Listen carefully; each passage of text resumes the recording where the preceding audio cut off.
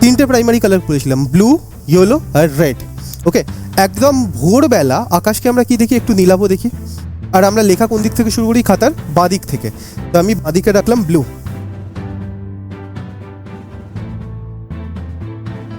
উপরে এই দুপুরবেলা আমরা কি দেখি, রোদকে মাথার উপরে একদম দেখি, আর সব কিছুটা হলুদের মতো দেখতে লাগে, হলদে। তো আমরা এটাকে রাখলাম ইয়েলো।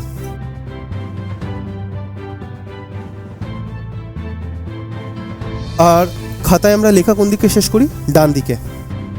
সন্ধেবেলা আকাশকে আমরা লাল দেখি, রাইট?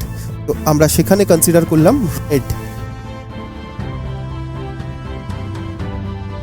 তো এই তিনটে হচ্ছে প্রাইমারি কালার।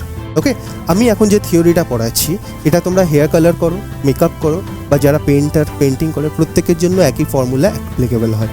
ওকে, কালার যদি শিখতে হয় আমার মতে বলে ইন ডেপথ থেকে শেখা উচিত, না হলে আমি বিশ্বাস করি না কোনো রকমের কাজ চলে যাবে।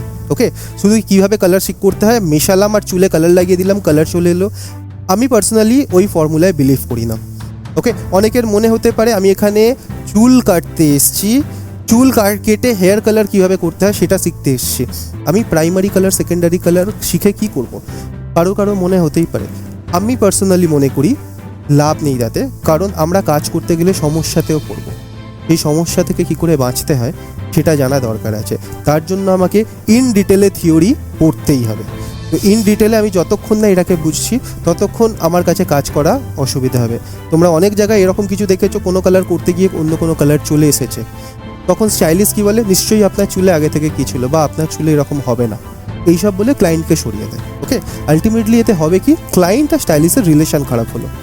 বাট সেই চুলে সেই কালারটা হবে না সেটা কালার করার আগেই জানা যায় বা বোঝা যায়।